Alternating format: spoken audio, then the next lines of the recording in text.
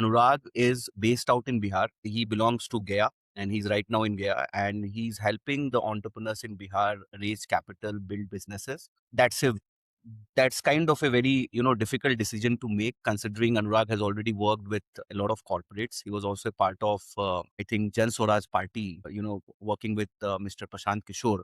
I welcome you, Anurag. Thank you so much for joining us today. Thank you so much, Rishikesh. Lovely to be here.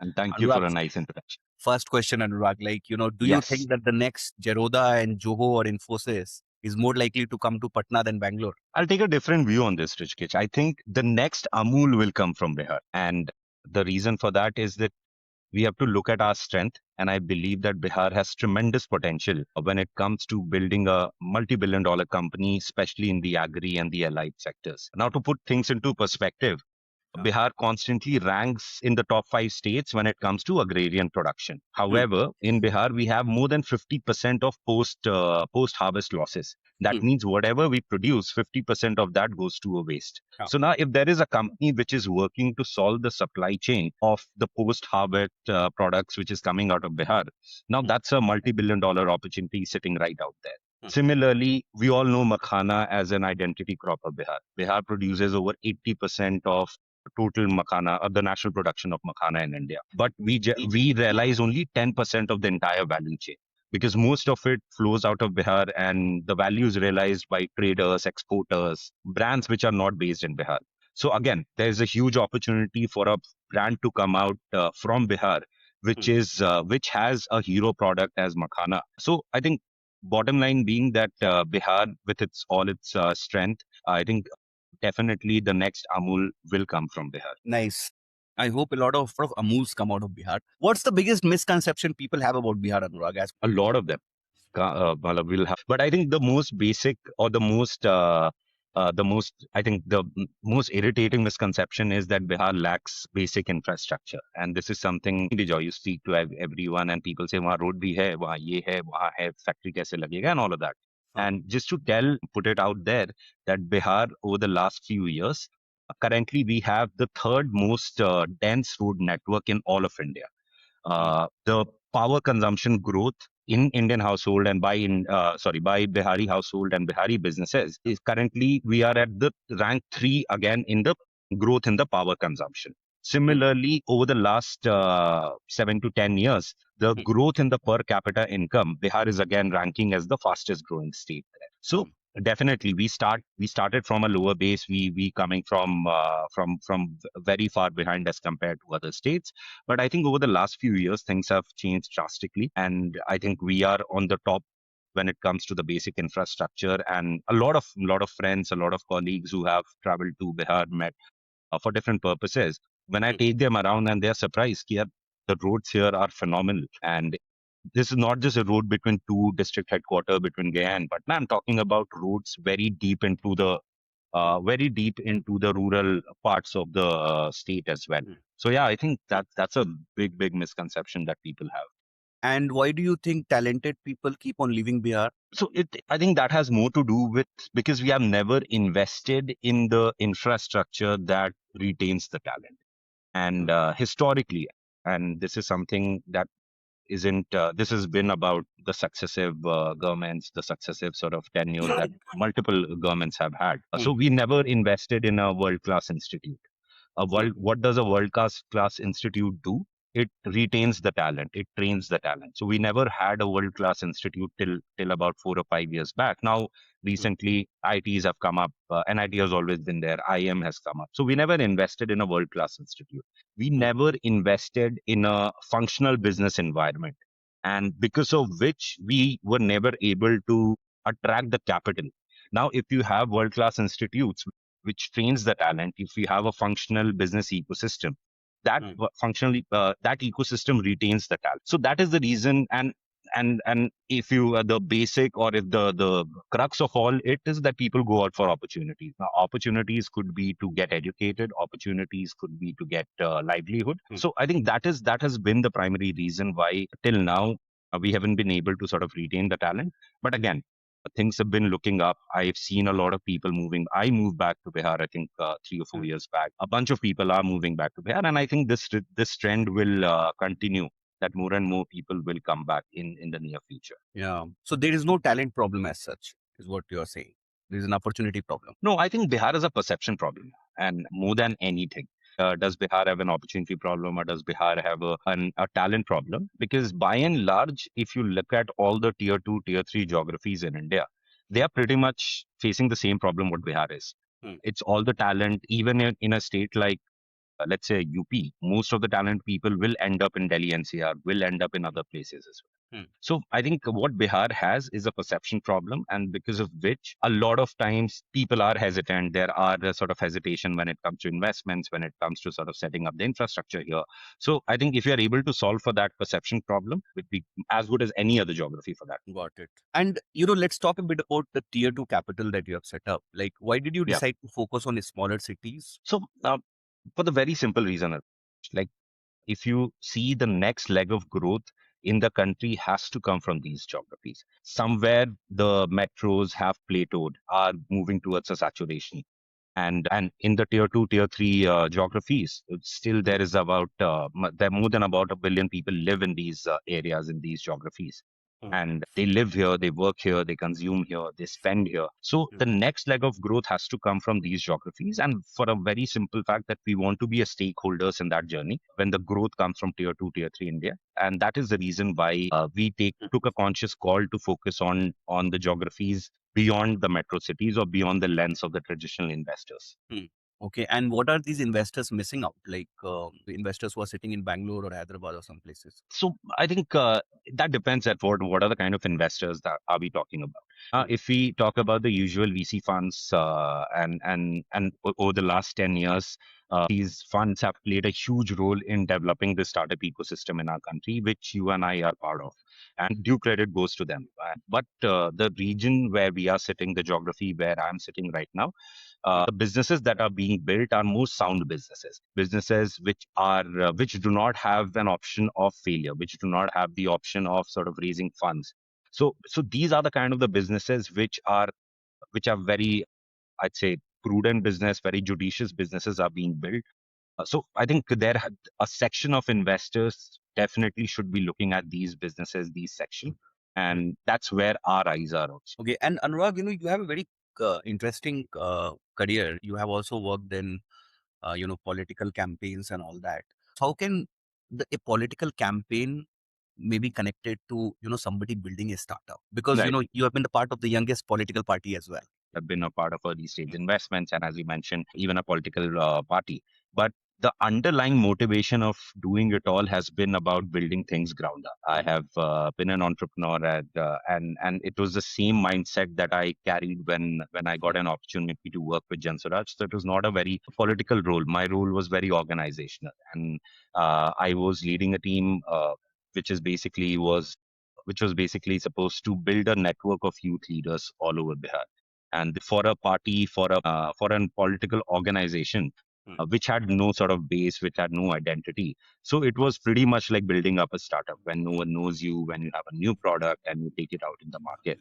So Yeah. now that was the motivation, and that is a sort of a common time factor with all Hmm. my experiences, that the 0 to 1 journey has always excited me. Hmm. And that's what sort of took me to Jan Suraaj. And actually, very, very thankful for the opportunity, because that was the time when I really went all over Bihar. I went to all 38 Hmm. district towns, Hmm. went over 1,000 villages myself. So got to see the state from a very different lens, although I've been born and brought up here. So that being said, I think very great, the great learning that has come from Hmm. the comparison between the what does politics teach you about leadership Hmm. is that your people make you a leader at the end of the day. Hmm. The leadership is not a job description, is not a designation. Leadership is a virtue that you have to earn every day, and you earn that by respecting the people around you, by listening to people around you, and working very consciously and deliberately for the good of the people around you, right? Hmm. So I think that has been the great learning, or to draw a parallel between politics and sort of leadership, or Yeah. translating the value of leadership in other places as well. And it's also very similar to sort of in some ways, running a political campaign is also very similar to sort of building up a company or a startup. Hmm. Is like if you see a successful campaign, a political campaign, that Hmm. has four components.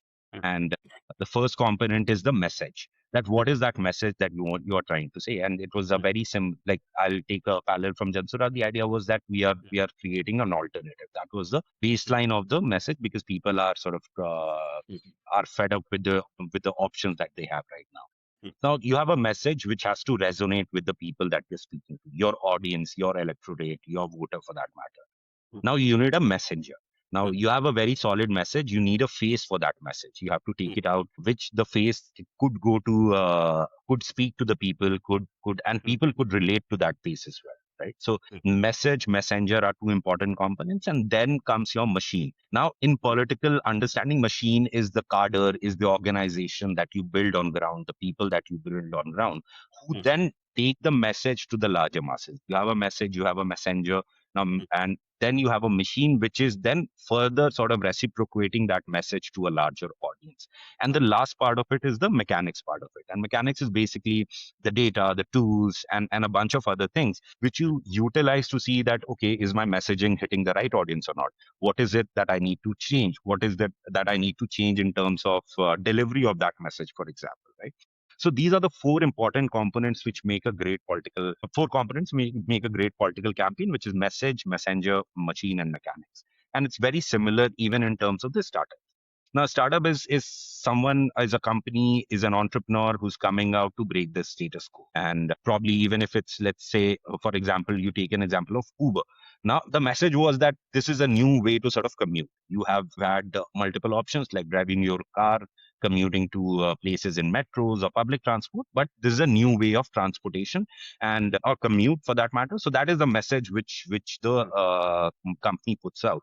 The messenger becomes your product, your app. How good is that product? How good it sort of relates with your the audience? The machine is the delivery mechanism. Now the delivery could be how you're distributing your app. Are you going social media? Are you going offline? Are you going one-on-one referrals? So these are the different sort of techniques to take it through. And mechanics is again using the data science, using technology to understand what is working, what is not working. How do I do the A/B testing? What are the different iterations? In some sense, very if you take out the basic components, it could be sort of applied to even to the startup. So that's just an analogy that I think that there is between a successful political campaign and a building a company. Now, see, but like what I have also felt is that in a state obsessed with government jobs, everybody is fighting. Like you go to coaching institutes and all this. So many people come from villages and all these places to study to get the job of any government job. It may be right from IAS to the level of a peon. In a state where people are very status conscious rather than wealth driven, in a state which is marred with corruption at various levels. But entrepreneurship requires a different approach altogether.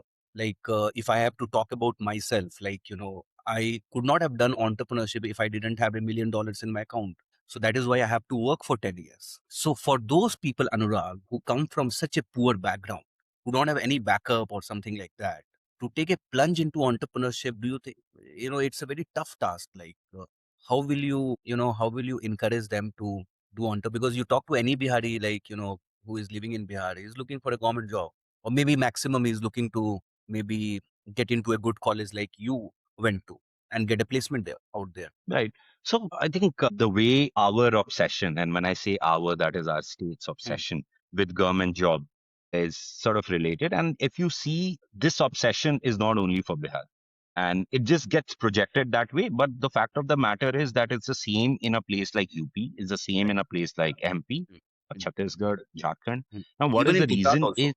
Even in Gujarat also for that matter. Now, if you it all goes back to our initial point that we have never invested in our ecosystems. Mm, Right now, if you had a functional business ecosystem here, why are you obsessed with the government job? It's basically because you want a livelihood.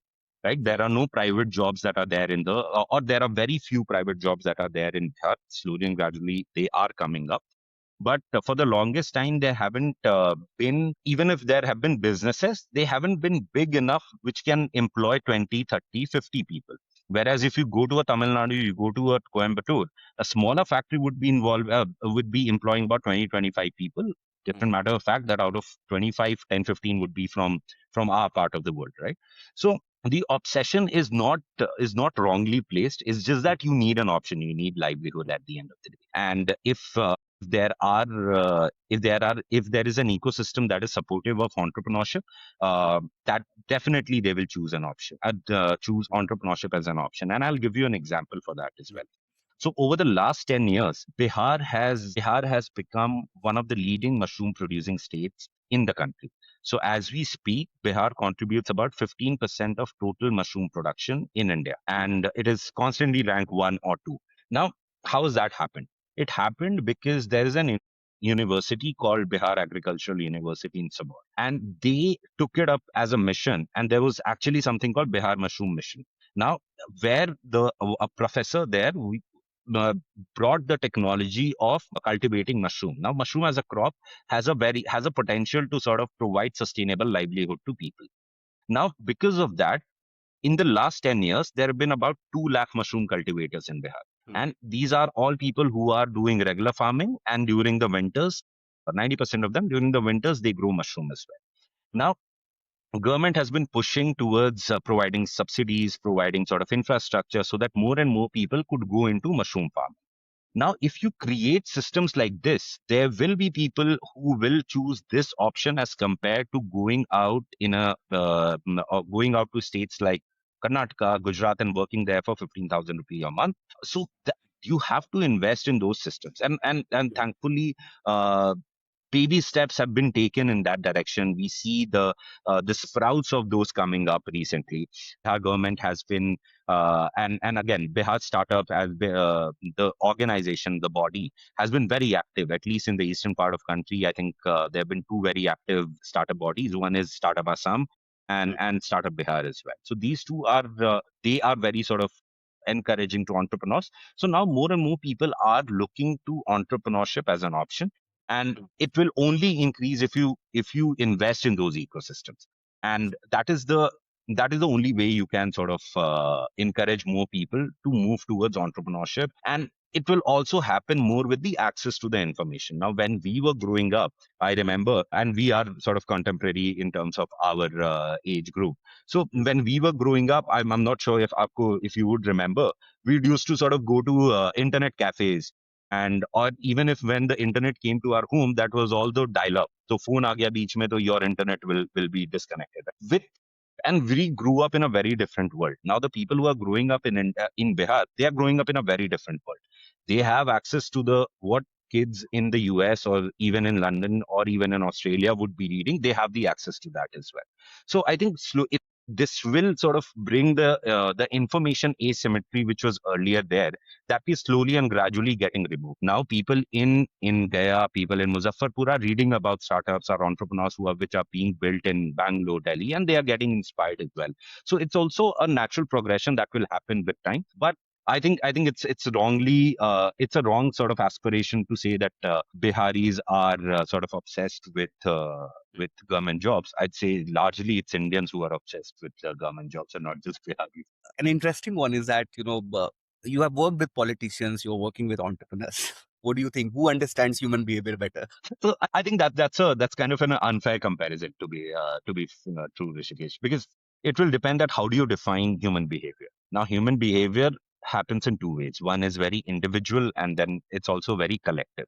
Now, individually, I could have certain demands. Individually, I could have certain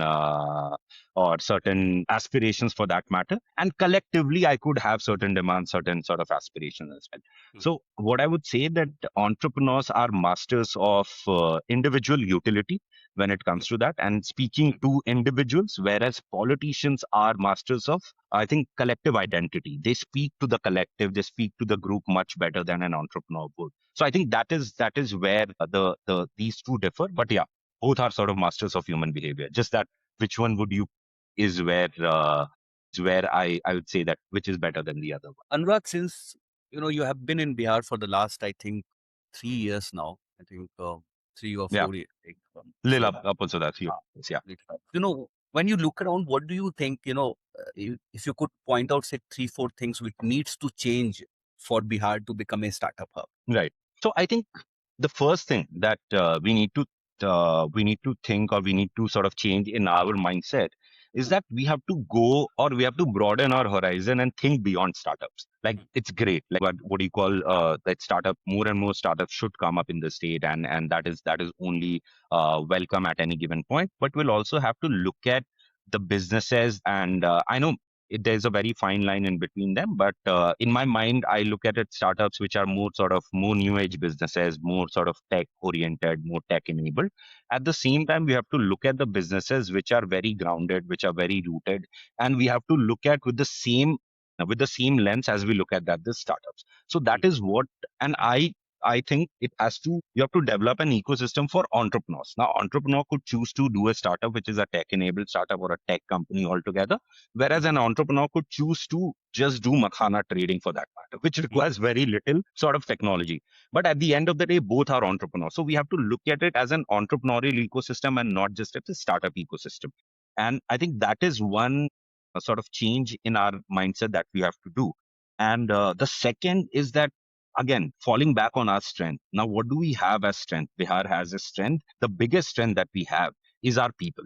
And that is also at some point kind of an unfair advantage that we Biharis have, because somewhere down the line, the feeling of belongingness, the identity of a Bihari is very, very strong. No matter whether you're sitting in Patna, whether you're sitting in Bangalore, whether you're sitting in London, San Francisco, wherever you are, that their deep seated, the Bihari identity always stay within you. And if we can, and most of them would want to sort of give back to the state, and they do want to. We speak to a bunch of people day in and day out, both on both sides of the spectrum, people who are building companies, who are building sort of businesses in Bihar, and also people who have, very much like you, who have their roots here, have done the foundational education here, now are in different parts of the world and doing very well for themselves. Now, if we can build a bridge between these two, and I think that will be a greatest value add. And this is not just, I'm not talking about a WhatsApp group, I'm not talking about probably a LinkedIn group or a WhatsApp kind of a Facebook group, but a very, very curated circle of people where a one-on-one mentorship, one-on-one problem solving could be done. That, if that exposure, now, if the entrepreneurs in Bihar don't have that exposure, if that exposure could be sort of brought to them by the diaspora folks, by people like you, by people like a lot of people who are all over the world, I think that will be a great value add for the entrepreneurs and the ecosystem here. So I think these are the two things which, if we do that well. And third thing, of course, is if we can bring capital to state, to which we are towards which we at tier 2 capital are working towards. But at the end of the day, I think these are the components that need to sort of change for better, or rather improve, for the entrepreneurs in Bihar to thrive even better. Yeah. Why do you think, like, just a tangential question actually, why do you think Jan Swaraj Hmm. actually lost the elections? Like, Lost the election. Yeah, it's a very difficult in a state like Bihar. It's so I think it's again at some point, and a lot of instances, Jan Suraaj got compared to Aam Aadmi Party in Delhi, and they said कि यार आम आदमी party आ गया वो एक बार में सारे चुनाव, मतलब they won the majority seats there. Now, if you look at Delhi, that is if you combine Gaya and Patna, that's what Delhi is in terms of area, in terms of people and everything. Here we're talking about, and the most of the people in Delhi, or there is a, even if because it's an urban center, it's easier to sort of do that campaigning that way. But if you look at Bihar, it's a very different state. It's a political charged state. It's a lot of people from different identity groups, and those identity groups are very, and that identity is very, very sacrosanct to a lot of people. So a lot of factors do play, and so it's very difficult for any first time person to come win one seat, let alone winning the entire state. I think it's, but the great thing that had happened because of Jan Suraj coming and setting the narrative, a lot of now narrative, a lot of now discourse is about changing things for good in Bihar, and bringing those employment opportunities, bringing those sort of factories, manufacturing setups in Bihar. At least what Jansuraj did was gave people an alternate view, or alternate sort of set of demands that people should have from their government, and they are an active participant of the discourse today. So I think that is what Jansuraj would take as a success metric. And it's a marathon. It's like building a company. You can't sort of come in and win an election in one shot. But I think that is the majority of the reason. It's difficult for people to trust you for the first time, and a bunch of things around that. If they stay true to what how they started, and if they are very if they continue to do what they have done over the last 3 years, I don't think that there should be any reason for them to not win a few seats next There are so many books at your, and time. in your background. Tell us one book that every entrepreneur should read. Every entrepreneur should read. I think there's a great book by Ben Horowitz. It's The Hard Thing About Hard Things. And that teaches you how to embrace the struggle, what entrepreneurship is. That Mm, teaches, and I think I read that during pandemic, and mm, still stayed with me. I still go back to snippets once in a while. But I think that is a great learning for, because we've always been told these hunky dory stories. Yeah, startup kar lo, funding mil jayega. But it's a difficult journey, and that teaches you to be a part, how to embrace that journey. So I think every entrepreneur should read that. So, what is one thing, Anurag, that you believe right now about Bihar's future that Hmm. most people will disagree with you? A bunch of things, Rishikesh. And Yes. I think the biggest thing is that, and this is also not unfounded. This is also not sort of unbased. But I definitely believe that in the next 15 years, we'll see a surge in the reverse migration to happen, and we'll see more and more people coming back to Bihar, more and more people staying back in Bihar, and building their careers, building their life out of here. So that is definitely which I see will happen. But the second thing, it's also everything is sort of correlated to that. And I see the second is that Bihar, even today, Bihar is a gateway to the entire Eastern India market, the entire Bengal and then Northeast India. So it will continue, it will become a very strong sort of a state in the eastern part of India. And I wouldn't be surprised if we are uh, one of the most prosperous states in the next 15 years in the eastern part of the country. So I think these two are definitely which I see would happen in the next 10 to 15 years. Mm. A long way to go, Anurag, because we keep on seeing a lot of videos and all that where a lot of these YouTubers and all these travel bloggers, they keep on telling that while we were going through Bihar, through the villages, we didn't find even the basic shops over there. It was all fields around. The time they entered into Bengal, it was a different scape altogether. There are so many things to be solved at the grass, because both of us have actually states like so I kind of grew up in Patna, which is decent enough. You were in Gaya, which Yeah, has all decent facilities. But when we go towards the fag end of Gaya, say just 10 kilometers away and all that, yeah, yeah. there are so many do you feel there are so many basic things still has to be solved before we can kind of think of, say, maybe an AI startup or a big. So the Heart is one of the example, like they have done pretty great, like they are a unicorn now in the agricultural domain. We need more startups like that which can empower these people. Maybe mindset is also one problem which I feel like and that is because of the environment that they have, because it has nothing to do with Bihar or something, like it is more to do with the kind of an environment. And do you also feel, Anurag, is that there's a amount of fear in the mind of people also, like fear of maybe nobody will help us, because in Bihar I also have seen, like forget about the poor people, even in middle class kind of a background that we have, people are fearful that nobody will help them, nobody will support them. So there is a tendency to accumulate things rather than kind of invest it on something. That mindset also needs to change with tier 2 capital coming in and kind of creating an ecosystem where you're telling, bridging the gap between somebody sitting in, say, Los Angeles, a Bihari founder, he's talking to an entrepreneur in Gaya, and kind of transferring very basic etiquettes, I would say. Like last month I was kind of my wife was traveling from Ranchi to Patna to Bangalore, Okay. because all my these things, father-in-law and mother-in-law, they are from Ranchi. And the Right. time flight landed in Bangalore, Anurag, there were five Bihari chaps like us, and they were passing such a nasty, bad comments on the air hostesses. When I kind of heard this, I was very perturbed, like, so these are some of the basic things that need to change: the way we think, the way we treat women, the way we think of maybe caste system is one of the things. You remember whenever we used to go in 2012, 8, to our college or something, there will be one uncle who will say, अनुराग के आगे क्या है? Hmm. Hmm. अनुराग के आगे क्या है? Singh Yeah. है, पांडे है, झा है, गुप्ता Yeah. है, क्या है? तो वो माइंडसेट भी अनुराग चेंज करने की बहुत जरूरत है हमको, बिकॉज़ अभी भी No, of बहुत course. लोग वैसे ही जज Of course, of course. No, there's no denying it that. See, I'm not saying that Bihar is a perfect state or it has become a perfect state. Of course, these are the things that वैसे अनुराग मैं एक चीज़ definitely, आपको बोलता हूँ, पता है ये चीज़ मेरे yeah, साथ गुजरात में भी हुई है। मैं एक बार रियल एस्टेट देखने गया था, तो जैसे ही मैं उसके ऑफिस से उसने पता है अपने बंदे से क्या पूछा, इसका टाइटल क्या है? yeah. तो उसने Hmm, बोला गुप्ता, मेरे को सुन गया। hmm, तो बोला ठीक है इस पे अटेंशन दो।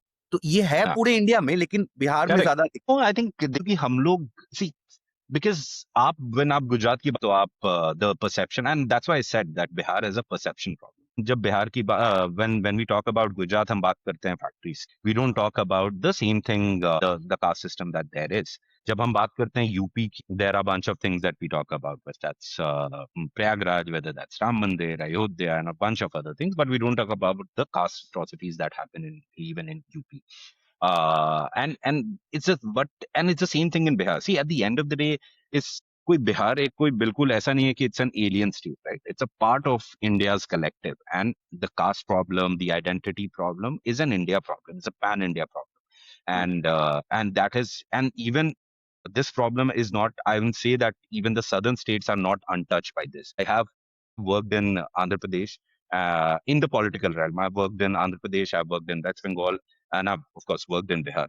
So it's not, and it's the same across everywhere, and that has more to do with in terms of the awareness, more in terms of the education that has to happen, and of course that part is there. And when you talk about the basic infrastructure, that is right, and even in states, and that is again the eastern India is a problem that way.